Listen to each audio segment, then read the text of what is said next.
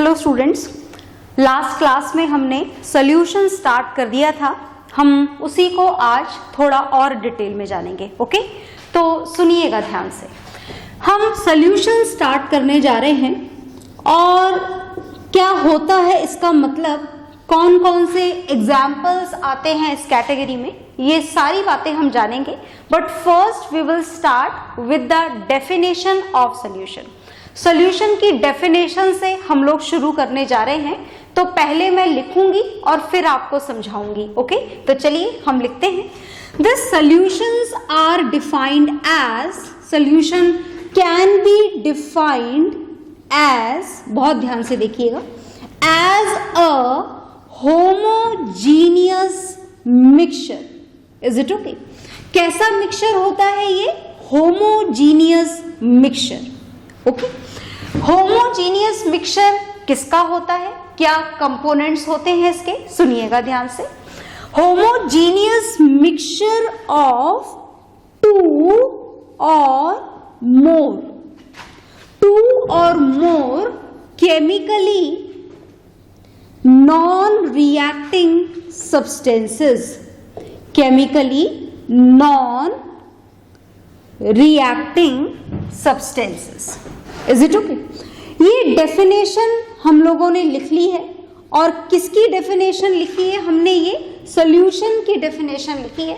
जैसा कि मैंने बोला था, लिखने का काम हमारा कंप्लीट हो गया है। अब हम इस लिखी हुई डेफिनेशन को समझना शुरू करते हैं। ठीक है, तो देखिएगा। It can be defined as a homogeneous mixture. Is it okay?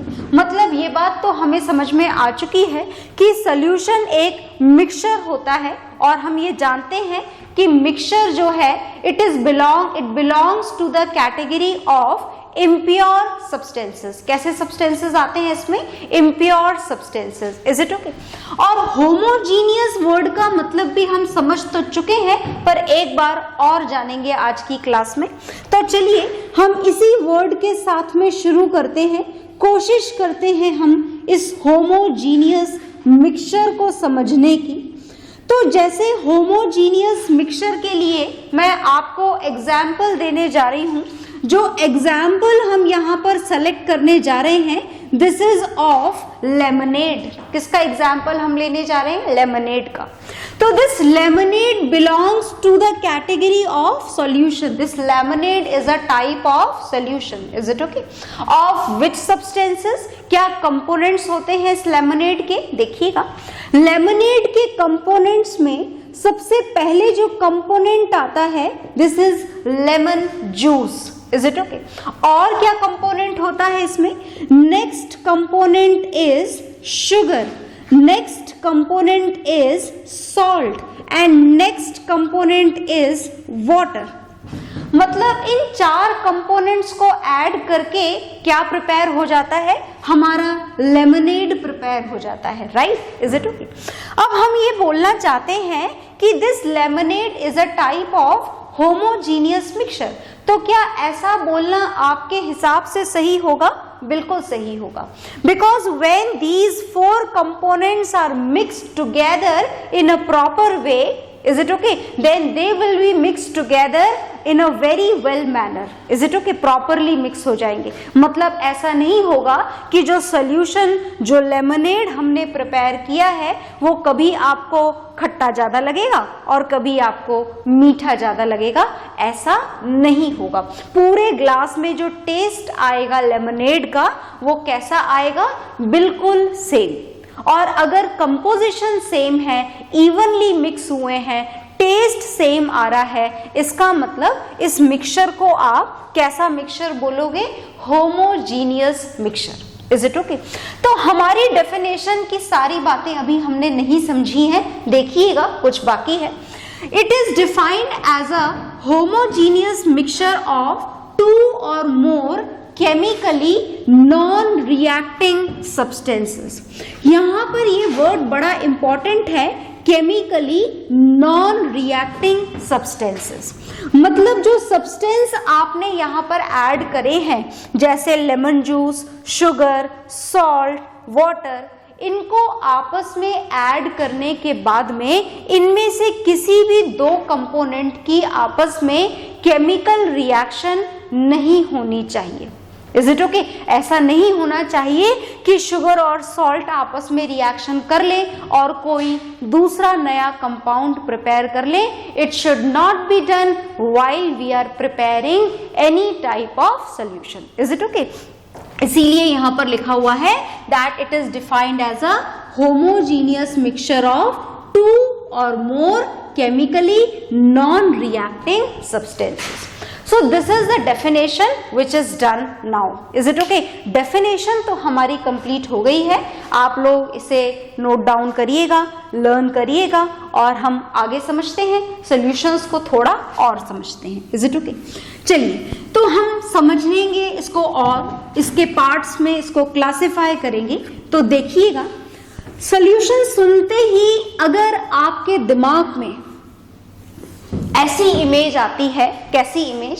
Solution सुनते ही हमको समझ में आता है कि something is present in the liquid state, है ना? सॉल्यूशन सुनते ही ऐसा हमारे दिमाग में आता है। और अगर ऐसा आपके दिमाग में आता है तो अब नहीं आना चाहिए, क्योंकि ये बात सही नहीं है। ओके? जो सॉल्यूशन होते हैं इसको आप इनकी फिजिकल स्टेट के हिसाब से 3 पार्ट्स में क्लासिफाई कर सकते हैं। मतलब क्या सॉल्यूशन भी सॉलिड, लिक्विड और गैसियस तीनों फिजिकल स्टेट में अवेलेबल है? Yes, it is. ओके, तो देखिएगा, हम यहाँ पर तीनों टाइप के सॉल्यूशन के बारे में समझेंगे। सॉल्यूशन की फिजिकल स्टेट सॉलिड भी हो सकती है, हम देखेंगे इसके कुछ एग्जाम्पल्स। ओके, आगे देखिएगा, सॉल्यूशन की फिजिकल स्टेट लिक्विड भी हो सकती है, ये तो हमको पता ही था, ये तो हमें समझ में आता ही है। और कोइंसिडेंटली अभी तक हमने जितने एग्जाम्पल्स देखे हैं they are also present in the liquid state. Is it okay? और ये जो सॉल्यूशन है they can be present in the gaseous state. In that condition the solution will be known as gaseous solution. उस condition में आप solution को क्या बोलेंगे? Gaseous solution. Is it okay? तो चलिए एग्जाम्पल जानते हैं हम यहाँ पर सॉलिड सॉल्यूशन के, लिक्विड सॉल्यूशन के और गैसियस सॉल्यूशन के। तो ध्यान से सुनिएगा, सॉलिड सॉल्यूशन के एग्जाम्पल हम जानने जा रहे हैं। और इसका जो एग्जाम्पल होता है सॉलिड सॉल्यूशन का, दीज आर एलॉयज। क्या एग्जाम्पल होता है सॉलिड सॉल्यूशन का? एलॉयज। क्या आप एलॉयज जानते हैं? सुनिएगा एलॉयज की डेफिनेशन। एलॉयज की भी डेफिनेशन होती है, alloys can be defined as, it is defined, बहुत ध्यान से सुनिएगा, it is defined as a homogeneous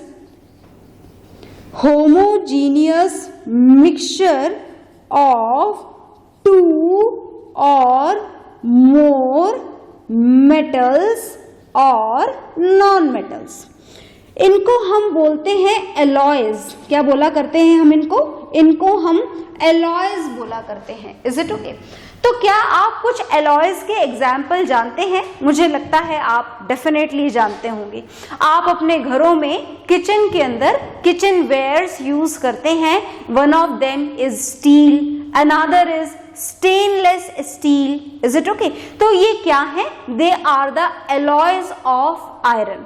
कुछ और भी एलॉयज हैं जो हम यहाँ पर लिखने जा रहे हैं, देखिएगा ध्यान से। Another example of alloy is brass. ये ब्रास 2 मेटल से मिलकर के बना हुआ होता है। इसमें एक मेटल तो होता है कॉपर, बेसिकली कॉपर ही होता है, और दूसरा जो मेटल जो कम परसेंटेज कंपोजिशन में प्रेजेंट होता है, दिस इज जिंक।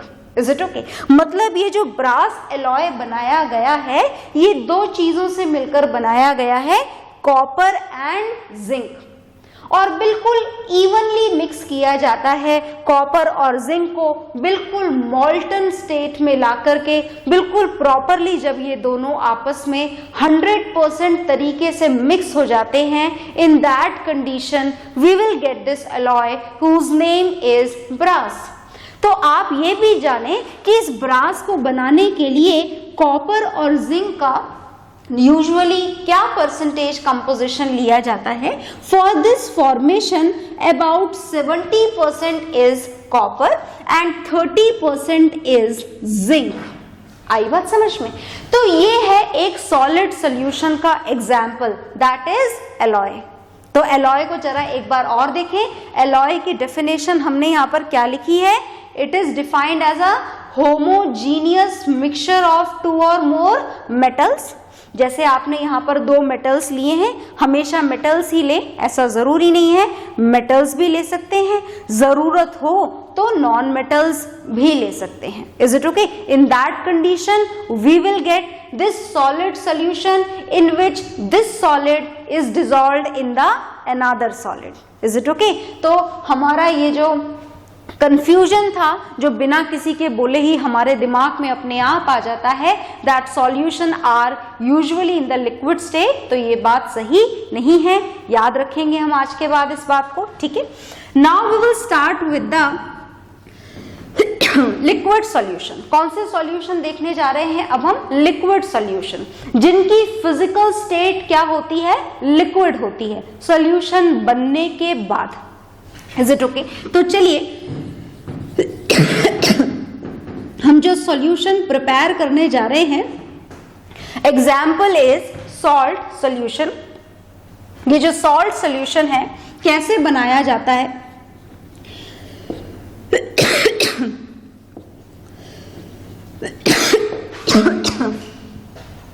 तो ये जो सॉल्ट सॉल्यूशन बनाया जाता है, कैसे बनाया जाता है? This is a combination of salt and water. सिर्फ दो ही चीजें आपको ऐड करनी होती हैं, सॉल्ट एंड वाटर। तो आपने देखा कि सॉल्ट को वाटर में ऐड करने के बाद में जो सॉल्यूशन आपको मिलेगा उसकी फाइनल फिजिकल स्टेट कौन सी होगी? Liquid. Therefore, this salt solution is involved in the category of liquid solution. क्या कुछ और भी एग्जाम्पल है लिक्विड सॉल्यूशन के? बहुत सारे एग्जाम्पल्स हैं, देखिएगा। जैसे ये हमने देखा सॉल्ट सॉल्यूशन, इसका फर्स्ट एग्जाम्पल। नेक्स्ट मैं आपको बताने जा रही हूं एरिएटेड ड्रिंक्स। जो कोल्ड ड्रिंक्स आप पीते हैं, थम्स अप पीते हैं आप, और मिरिंडा और Fanta, different type of cold drinks, soft drinks are available in the market and this is also an example of liquid solution. ये भी किसका एग्जाम्पल है? लिक्विड सॉल्यूशन का। क्या इसमें भी कोई सॉलिड डिसॉल्व किया जाता है लिक्विड के अंदर? नहीं, इसमें एक गैस डिसॉल्व की जाती है which is carbon dioxide gas, और इस कार्बन डाइऑक्साइड गैस को किस में डिसॉल्व किया जाता है? वाटर में डिसॉल्व किया जाता है। तो when this carbon dioxide gas is dissolved in water, then also the solution which is obtained is an example of liquid solution. Liquid ही होती है ना, आपकी कोल्ड ड्रिंक्स बिल्कुल लिक्विड होती हैं। Is it okay? अब देखिएगा, जो थर्ड टाइप के सॉल्यूशन हैं, they may be present in the gaseous state. कौन सी स्टेट में प्रेजेंट है? गैसियस स्टेट में। And the example of this solution is air. कौन सा एग्जाम्पल हम यहाँ पर पढ़ने जा रहे हैं? एयर। क्या ये एयर भी सॉल्यूशन है? बिल्कुल। क्या ये भी होमोजीनियस मिक्सचर है? Yes it is. अगर आप एयर के कंपोजिशन जानना चाहें तो बहुत सारे कंपोजिशन होते हैं, बहुत सारी गैसेस होती हैं आपकी एयर में, बहुत सारे पॉल्यूटेंट्स भी होते हैं इसके अंदर। पर अगर हम हमारी एयर का मेन कंपोजिशन जानना चाहें तो मेन कंपोजिशन के हिसाब से इसमें 78% जो गैस प्रेजेंट होती है, this is nitrogen, and 21% gas, this is oxygen. Is it okay? That means this air is also a type of solution. Is it okay? Which is present in the gaseous physical state. So on the basis of this physical state, we have classified this solution into these three parts. So look here very carefully and learn it in a very proper way. ध्यान से देखेंगे सारे बच्चे। मैं हट रही हूँ, examples note down करेंगे आप लोग अपने अपने रजिस्टर्स में। इसके आगे हम जानेंगे फिर और भी कुछ सॉल्यूशन के बारे में। ओके, तो आई होप आपने देख लिया होगा, इसको याद रखेंगे आप। आगे पढ़ते हैं हम। आगे क्या पढ़ना है हमको सॉल्यूशन के बारे में देखिएगा। तो हमें इसके कुछ एग्जाम्पल्स समझ में आ गए हैं। एग्जाम्पल्स जो हमने पढ़े हैं यहाँ पर, इसके अलावा भी सॉल्यूशन के बहुत सारे एग्जाम्पल्स होते हैं, आ जाएंगे आपको समझ में। अब अगर कहीं लिखे हुए मिलेंगे तो डेफिनेटली देखिएगा। हम सॉल्यूशन के बारे में और क्या पढ़ने जा रहे हैं वो सुनिएगा। तो जो सॉल्यूशन है, जैसे आपने प्रिपेयर करा, आपने कौन सा सॉल्यूशन प्रिपेयर, हाँ जी, तो हमने सॉल्यूशन के बारे में थोड़ा और भी कुछ जानना है, सुनिएगा और क्या जानना है। जो सॉल्यूशन हमने प्रिपेयर किया, one of them is salt solution.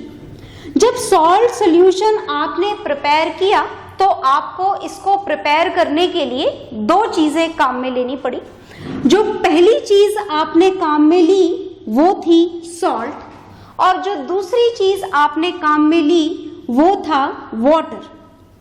मतलब आपने यहाँ पर सॉल्ट सॉल्यूशन को प्रिपेयर करने के लिए सॉल्ट को किसमें डिसॉल्व करा? वाटर में। आ गई बात समझ में? ठीक है। और अगर आप सॉल्ट को वाटर में डिसॉल्व करेंगे तो जरा आप अपने आप सोचें कि सॉल्ट और वाटर में से किसका अमाउंट आपको कम लेना पड़ेगा, सॉल्ट का या वाटर का? डेफिनेटली सॉल्ट का। Whenever we prepare this solution, this salt has to be used, has to be taken in less quantity. ये इसकी क्वांटिटी, सॉल्ट की क्वांटिटी आपको कैसी लेनी पड़ेगी? कम लेनी पड़ेगी। और पानी की क्वांटिटी यूजुअली आपको कैसी लेनी पड़ेगी? ज्यादा लेनी पड़ेगी। क्या ये बात सही है? बिल्कुल सही है।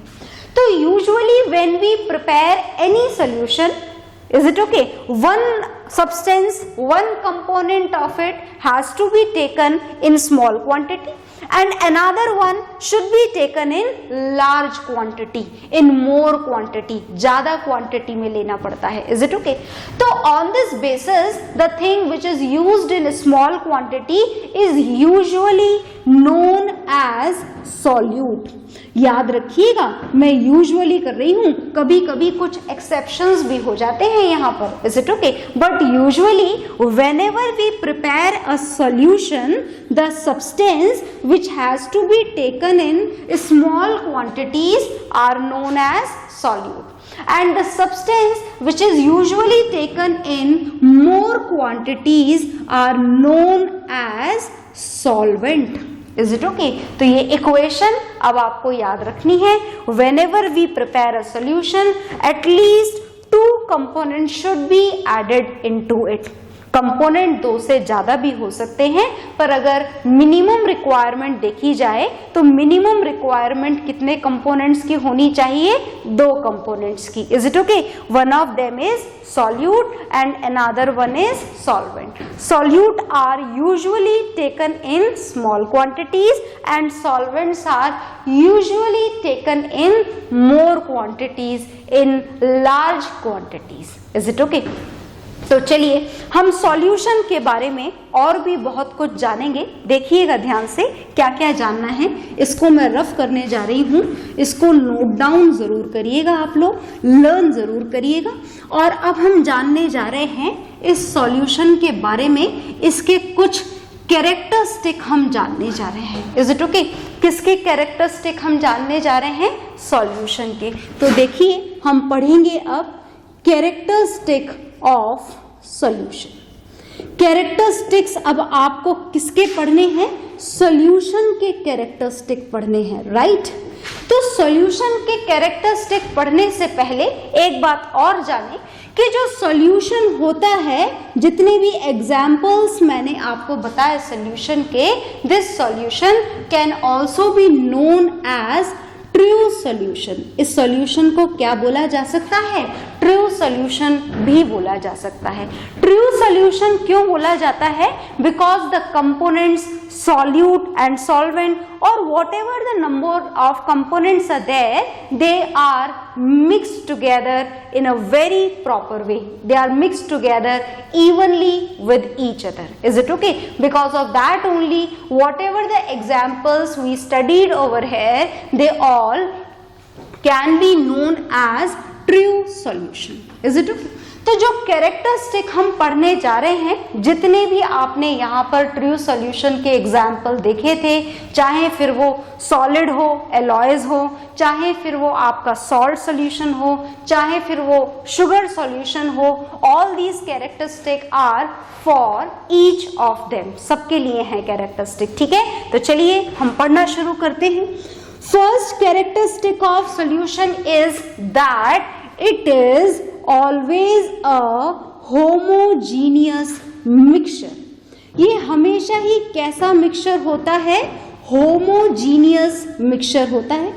और देखिए, होमोजीनियस मिक्सचर के कारण ही हमने इसे एक नया नाम भी दे दिया है, that this solution can also be known as true solution as all the components are mixed together in a proper way।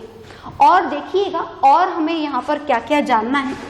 अगर अब हम यहाँ पर सॉल्यूट पार्टिकल्स का साइज जानना चाहें, किसका साइज जानना चाहें? सॉल्यूट पार्टिकल्स का। सॉल्यूट पार्टिकल्स का मतलब तो समझ गए ना। अगर बात सॉल्ट सॉल्यूशन की हो रही हो तो सॉल्यूट पार्टिकल क्या है? सॉल्ट। अगर बात शुगर सॉल्यूशन की हो रही हो तो सॉल्यूट पार्टिकल क्या है? Sugar particles. आ गई बात समझ में? तो बात चाहे सॉल्ट सॉल्यूशन की हो रही हो, चाहे शुगर सॉल्यूशन की हो रही हो, whatever the solution is, if we are going to talk about the solute particles, then the size of solute particles in a true solution is very very small। बहुत छोटा होता है साइज। कितना छोटा होता है? छोटा होता है लेस देन 1 नैनोमीटर। आ गई बात समझ में? लेस देन 1 नैनोमीटर, मतलब 1 नैनोमीटर से भी ज्यादा छोटे होते हैं solute particles if we are preparing any type of true solution. क्या आपको 1 नैनोमीटर का मतलब पता है? जानिएगा, ध्यान से देखिएगा। 1 नैनोमीटर का मतलब होता है 10⁻⁻⁹ meters, which is very small। और इतने छोटे सॉल्यूट पार्टिकल्स होने के कारण जब हम ट्रू सॉल्यूशन प्रिपेयर करते हैं, जिसके एग्जाम्पल्स मैं बार बार आपको याद दिला रही हूँ, lemonade, sugar solution, salt solution, in all these solutions when we are going to look at the solute particles, then these solute particles are not at all visible with our naked eyes. Is it okay? ये इतने छोटे होते हैं कि जो solute particles इसमें present हैं, these solute particles can not be seen, can't be seen with our naked eyes. Naked eyes का मतलब समझते हैं ना? Without any use of microscope. जो नॉर्मल हमारी आईज हैं, उन नॉर्मल आईज से हमको ये सॉल्यूट पार्टिकल्स ट्रू सॉल्यूशन के अंदर दिखाई नहीं देते हैं। ट्राई कर लीजिएगा। शुगर आपके पास में है और पानी भी आपके पास में है। Dissolve it in a transparent glass and prepare a sugar solution and try to look at it. जो शुगर सॉल्यूशन है वो डिसॉल्व होने के बाद में, डिसॉल्व होने से पहले तो दिख ही जाएंगे डेफिनेटली, पर डिसॉल्व होने के बाद में वो आपको विजिबल नहीं होते हैं। तो कारण क्या है? कारण है इन सॉल्यूट पार्टिकल का size which is very small. कितना स्मॉल है? Less than 1 nanometer. Here 1 nanometer is this. Is it okay? तो चलिए थोड़ा और जानते हैं हम इस ट्रू सॉल्यूशन के बारे में। ये जो ट्रू सॉल्यूशन होता है और क्या क्या खास बातें हैं इसकी?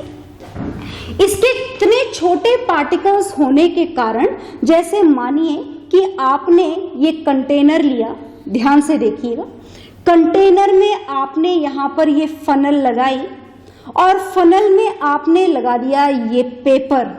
ये पेपर पता है कौन सा पेपर है?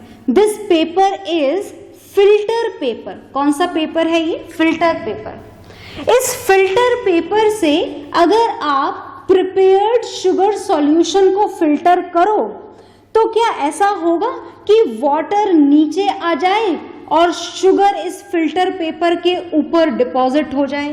क्या ऐसा पॉसिबल है? नहीं, ऐसा पॉसिबल नहीं है। मतलब क्या होगा कि फिल्टर होने के बाद में भी नीचे वाटर और ऊपर शुगर नहीं मिलेगा। फिल्टर होने के बाद में भी आपको दोबारा से वाटर और शुगर का मिक्सचर ही मिलेगा। इसका मतलब फिल्टर होने के बाद में भी आपको शुगर सॉल्यूशन ही मिल रहा है दोबारा से। ऐसा क्यों? कारण यहां पर भी सेम है, because the size of solute particles are this much small that they can pass even through the very small pores of this filter paper. वो फिल्टर पेपर के छोटे छोटे पोर्स में से भी पास हो जाएंगे। कौन पास हो जाएंगे? सॉल्ट पार्टिकल, शुगर पार्टिकल और whatever the solute particles are present inside the solution. Is it okay?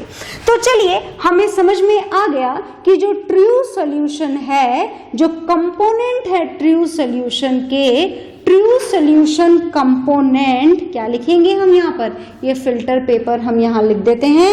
And look here very carefully, true solution components can't be separated. किसके थ्रू सेपरेट नहीं कर सकते हैं हम इसको?